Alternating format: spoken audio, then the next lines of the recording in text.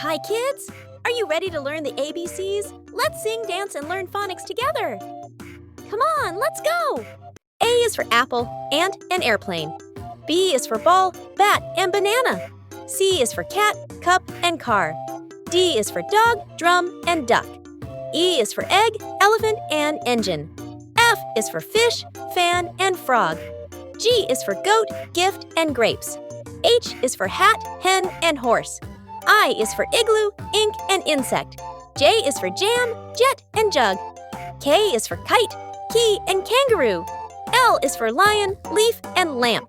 M is for moon, mug, and mouse. N is for nest, net, and nose. O is for orange, owl, and octopus. P is for pig, pen, and pizza. Q is for queen, quilt, and quail. R is for rabbit, ring, and rocket. S is for sun, sock, and sandwich. T is for tiger, train, and tent. U is for umbrella, under, and up.